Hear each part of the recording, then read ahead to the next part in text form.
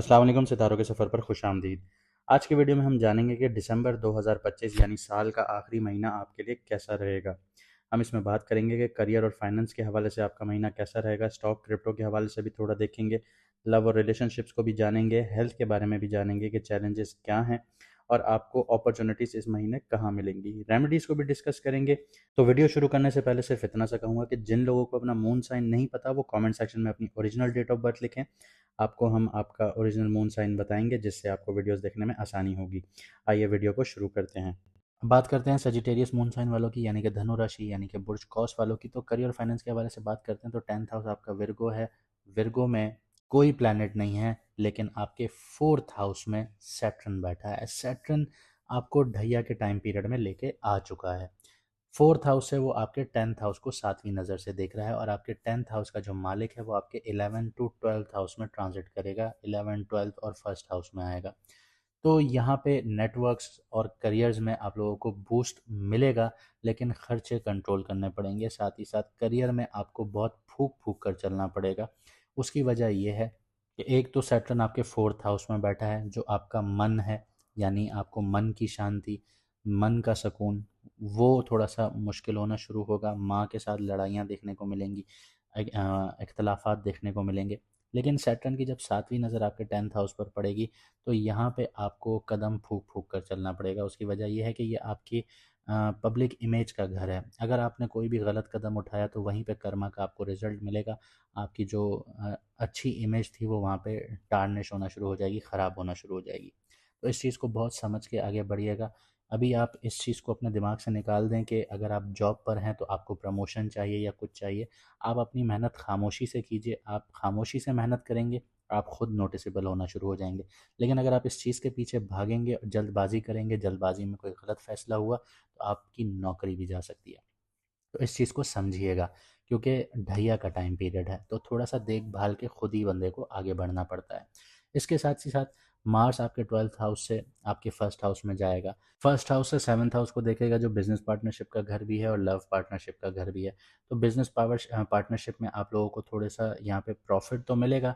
आप लोग बहुत एग्रेसिव अप्रोच के साथ प्रॉफिट्स की तरफ बढ़ेंगे, अपने बिजनेस को आगे बढ़ाने की सोचेंगे। लेकिन यहाँ पे आपको थोड़ा सा एहतियात ये करना होगा कि आप थोड़े एग्रेसिव भी हो सकते हैं, ईगोइस्टिक भी हो सकते हैं, जो आपके पार्टनर को सही जमेगा नहीं और यहाँ पे आप लोगों की पार्टनरशिप टूट भी सकती है। तो थोड़ा एहतियात के साथ आपको आगे बढ़ना पड़ेगा, क्योंकि इंसान जब हर जगह से फंसना शुरू होता है तो वो फ्रस्ट्रेट होता है। तो फ्रस्ट्रेशन उसकी कहीं ना कहीं निकलती है और वो अगर गलत जगह पे निकल जाए तो हाथ से चीज़ें निकलना शुरू हो जाती हैं। तो आपकी रेपुटेशन भी यहाँ पे थोड़ी-सी डिस्टर्ब होगी।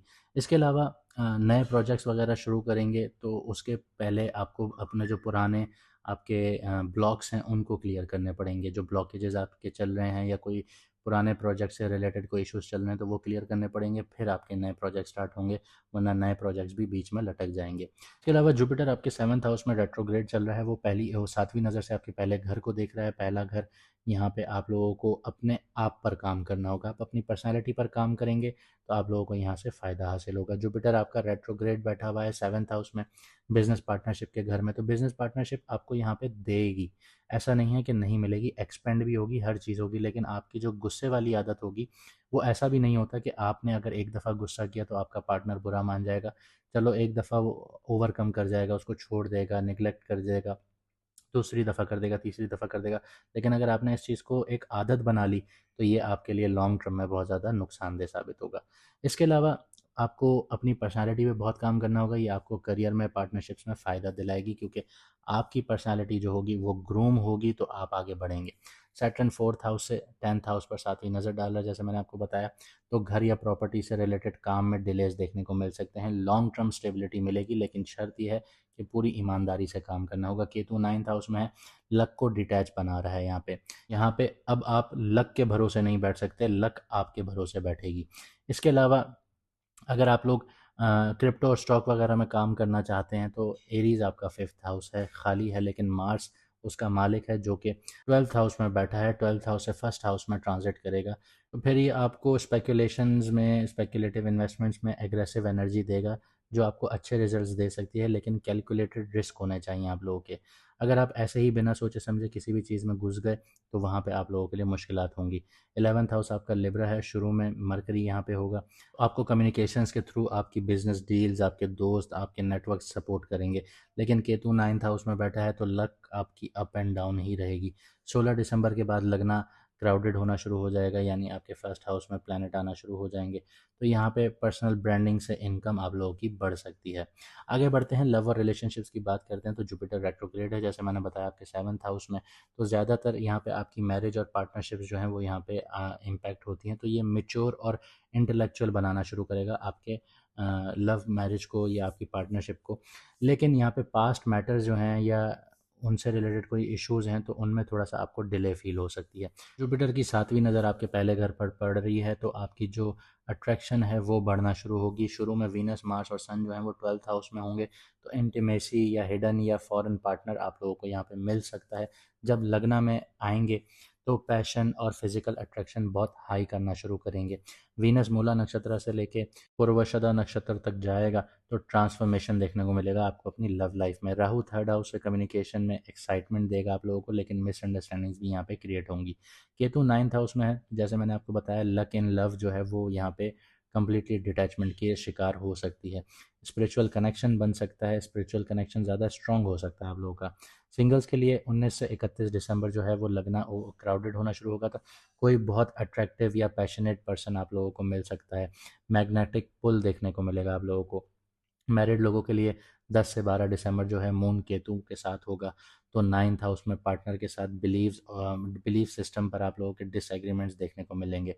आप लोगों को यहाँ पे बहुत कामली हैंडल करना होगा। ओवरऑल रिलेशनशिप में ग्रोथ और डेप्थ देखने को मिलेगी। हेल्थ की बात करते हैं तो सेजिटेरियस वालों को थोड़ा केयरफुल रहना पड़ेगा, क्योंकि 12th हाउस जो है वो शुरू में बहुत क्राउडेड है। तो नींद डिस्टर्ब होना, फॉरेन ट्रैवल्स में तकलीफ आना या हिडन इन्फेक्शंस भी आप लोगों को पॉसिबल हैं। साथ ही साथ सबकॉन्शियस माइंड बहुत एक्टिव होगा जो एनजाइटी और डिप्रेशन देगा, स्पेशली 17 से 19 दिसंबर को जब मून वहाँ पे होगा आपके 12th हाउस में। जब यहाँ पे प्लैनेट जो हैं आपके फर्स्ट हाउस में आएंगे तो एनर्जी हाई होना शुरू होगी, लेकिन ओवर कॉन्फिडेंस से आप लोगों को इंजरी या फीवर भी आ सकता है। सैटर्न 4th हाउस में बैठा है तो मन का सुकून यहाँ पे डिस्टर्ब होगा। साथ ही साथ चेस्ट या माँ से रिलेटेड जो सेहत है उस पर थोड़ा सा ध्यान देना होगा। इसके अलावा सैटर्न की 10वीं नज़र आपके फर्स्ट हाउस पर पड़ेगी, तो लॉन्ग टर्म स्टेमिना जो है वो लो कर सकता है। यहाँ पे राहु आपके 3rd हाउस में बैठा है तो नेक से रिलेटेड, शोल्डर से रिलेटेड, हाथों से रिलेटेड या नर्वस सिस्टम से रिलेटेड आपको इश्यूज दे सकता है या एंजाइटी का शिकार बना सकता है। केतु 9th हाउस में है तो हिप या लिवर से रिलेटेड थोड़ी वीकनेस हो सकती है। 27 से 29 दिसंबर मून जो है वो सैटर्न के साथ होगा 4th हाउस में, तो इमोशनली बहुत लो फील करेंगे, डाइजेशन प्रॉब्लम्स भी देखने को मिलेगा। तो रेस्ट और पानी का इंटेक ज़्यादा रखिएगा अपनी। अब बात करते हैं चैलेंजेस की, तो 12th हाउस जो है वो आपका शुरुआत में बहुत ज़्यादा खर्चे बढ़ा सकता है, आपका आइसोलेशन में लेके जा सकता है। केतु 9th हाउस में है, लक में ब्लॉकेज देखने को मिलेंगी। सैटर्न आपका 4th हाउस में है तो घर में टेंशन्स देखने को मिलेंगी।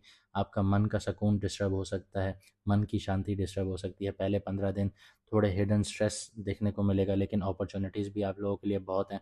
16 दिसंबर के बाद लगना एक्टिवेट होना शुरू होगा तो पर्सनल पावर आएगी, कॉन्फिडेंस पीक पर जाएगा। जुपिटर आपको 7th हाउस से पार्टनरशिप्स में ग्रोथ दिलवाएगा। मार्स की एनर्जी से बोल्ड मूव्स जो होंगे वो आपके सक्सेसफुल होंगे, लेकिन कैलकुलेटेड मूव जो होंगे वही आप लोगों के लिए सक्सेसफुल होंगे। रेमेडीज़ की बात करते हैं तो रोज़ जर्नलिंग कीजिए, जो आपके माइंड का क्लटर है वो डी क्लटर होना चाहिए। जब तक माइंड क्लियर नहीं होगा आप आगे से क्लियरली सोच नहीं पाएंगे। ग्रेटिट्यूड प्रैक्टिसेस कीजिए, ऊपर वाले ने जितनी भी नेमतें दी हैं, चाहे जैसा भी वक्त हो, जितनी भी नेमतें दी हैं उसका शुक्र अदा कीजिए। जब आप ये शुक्र अदा करना शुरू करेंगे, अल्लाह ताला अपने गैब से आप लोगों को देगा, क्योंकि वो इस निज़ाम के ऊपर बैठा है, वो उसका बनाने वाला है, वो ही ये सारी चीज़ें चलाता है, वो ही देगा। तो इस चीज़ से आपने कभी भी घबराना नहीं है, सिर्फ दुआ उठाइए। उसने आपको दुआ का बिल्कुल मौका दिया है कि आप दुआ कर सकते हैं उससे, वो दुआ से आप आपकी तकदीरें बदल सकता है। तो जब आप दुआ के लिए हाथ उठाते हैं तो उससे मांगिए, उसका शुक्र अदा कीजिए, वो खुश होता है, वो नवाजता है। इसके अलावा गरीबों को खाना खिलाइए, सदका कीजिए, दान कीजिए, ये बेहतरीन रेमेडी है आप लोगों के लिए। दिन में काफ़ी पानी पीजिए, अपनी हाइड्रेशन अच्छी रखिए और रेस्ट प्रॉपर लीजिए। ये महीना आपको बिल्कुल नई एनर्जी देगा। जो भी इंटेंसिटी आए उसको अपनी ग्रोथ का हिस्सा समझिएगा। आप एंड में पहले से ज़्यादा कॉन्फिडेंट और अट्रैक्टिव आगे बढ़ना शुरू होंगे। अपना ख्याल रखिए, मुझे दीजिए इजाज़त, मिलते हैं अगली वीडियो में सितारों के सफ़र पर।